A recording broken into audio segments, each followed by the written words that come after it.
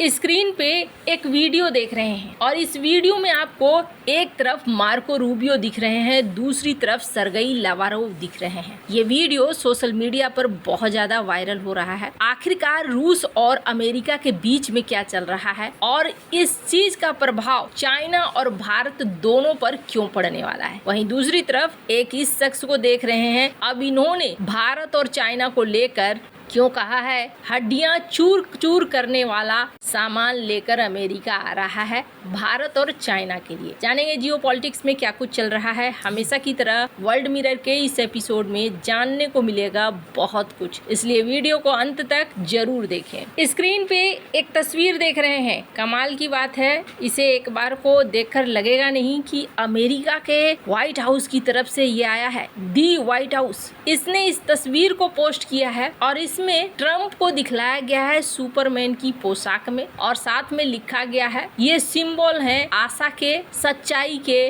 न्याय के, अमेरिकन तरीके से, और ये सुपरमैन ट्रम्प है। अब इसमें ट्रम्प को ऐसे दिखलाने का क्या मकसद है, तो आपको बता दूं, पहली चीज तो ये कि 11 जुलाई 2025 को सुपरमैन रिलीज हुई है और इसकी चर्चा का फायदा उठाने की कोशिश हो रही है ट्रम्प प्रशासन के द्वारा। ट्रम्प को अमेरिकी मूल्यों का प्रतीक बताया गया है और आपको बता दूं, ट्रम्प लंबे समय से खुद को सुपरमैन के रूप में चित्रित करने की कोशिश करते रहे। साल 2022 में उन्होंने अपने डिजिटल ट्रेडिंग कार्ड्स लॉन्च किए थे, जिनमें एक कार्ड में उन्हें सुपरमैन की तरह लेजर आंखों के साथ दिखाया गया था। 2016 में ट्रम्प के समर्थकों ने न्यूयॉर्क के टाइम्स स्क्वायर में एक 55 फीट का बिलबोर्ड लगाया था, जिसमें उन्हें सुपरमैन के रूप में दिखलाया गया था। 1996 में उनके 50वें जन्मदिन पर एक केक के पास सुपरमैन के रूप में उनकी एक डायोरामा मूर्ति दिखलाई गई थी।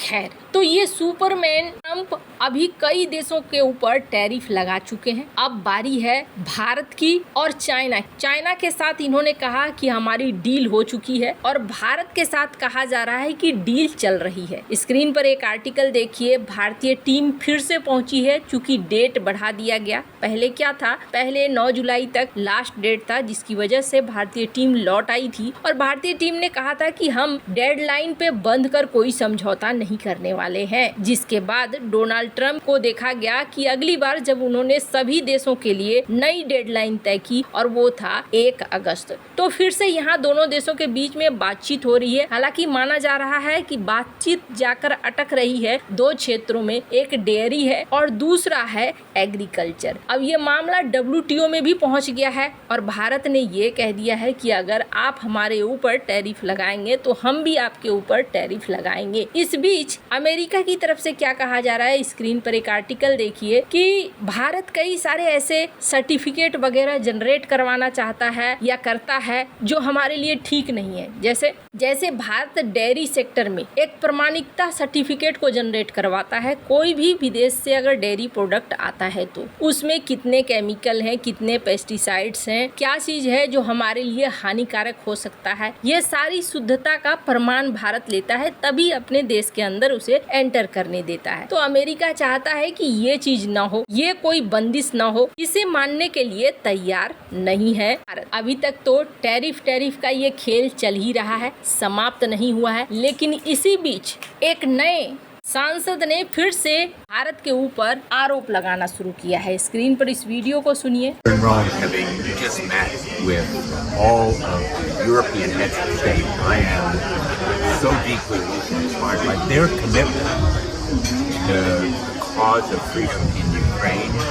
Against Putin's murderous invasion, but also their gratitude to the United States for our support and for our Russian sanctions that impose bone-crushing penalties on China and India for buying Russian oil and fueling their war machine. Here in Rome, having just met with President Zelensky and all the European states, more committed than ever to making sure the United States continues to support Ukraine.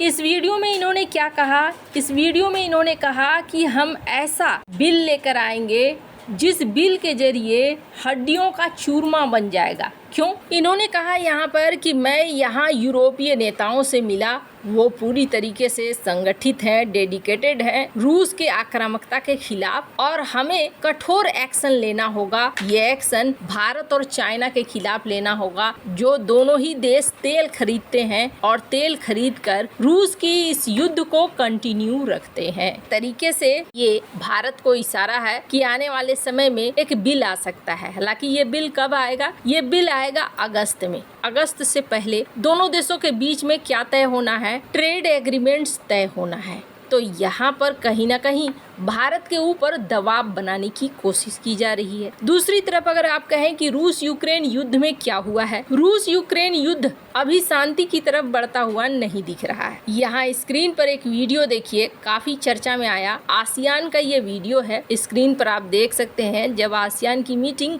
समाप्त हो रही थी, तब यहाँ पर Marco Rubio उठते हैं अपने चेयर से और फिर ये पहुँचते हैं रूसी विदेश मंत्री सर्गेई लावारोव के पास। वहाँ पर दोनों कुछ बातें करते हैं, हंसते हुए बातें होती है और जाते समय पीठ थपथपा कर निकल जाते हैं। फिर मार्को रूबियो यहाँ एक स्पीच देते हैं। मैं चाहती हूँ कि इस स्पीच को सुने आप।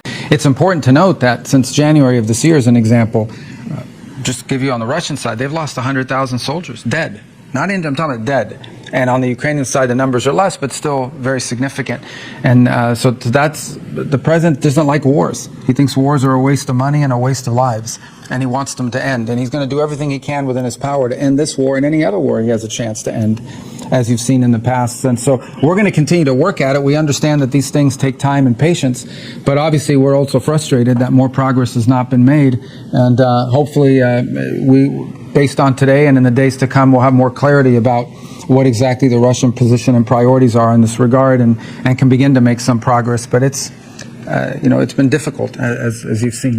मार्को रूबियो ने यहाँ पर कहा कि हमारे जो राष्ट्रपति हैं वो नहीं चाहते हैं कि ये युद्ध चलता रहे। हमारे राष्ट्रपति चाहते हैं कि ये युद्ध बंद हो जाए। वहीं सर्गेई लावारोव का क्या जवाब है, स्क्रीन पर आप देख सकते हैं। सर्गेई लावारोव ने कहा कि देखो, अभी कुछ भी कह पाना संभव नहीं है।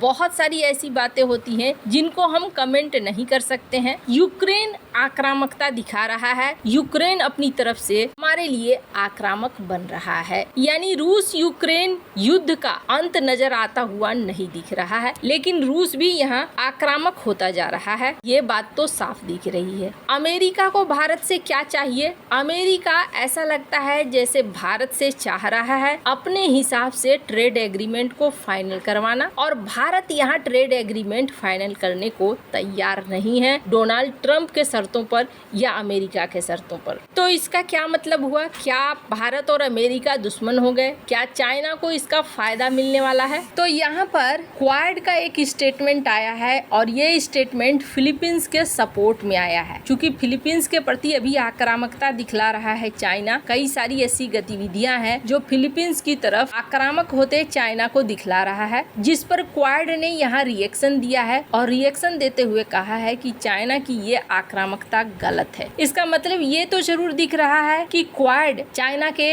अगेंस्ट खड़ा है। और सबसे बड़ी बात, स्क्रीन पर एक आर्टिकल देखिए, डॉक्टर एस जयशंकर ने भी साउथ चाइना सी का नाम खुले तौर पर लेना शुरू कर दिया है। क्वाड समिट के दौरान डॉक्टर एस जयशंकर ने कहा था कि क्वाड मीटिंग के दौरान डॉक्टर एस जयशंकर ने कहा था कि साउथ चाइना सी चिंता का बड़ा वजह बन रहा है। खैर, आपको क्या लगता है, क्या भारत और चाइना के ऊपर इतना ज्यादा बड़ा एक्शन अमेरिका लेगा या नहीं? कमेंट कर अपनी राय जरूर बताएं। जल्द मिलते हैं अगले वीडियो में नई खबर के साथ।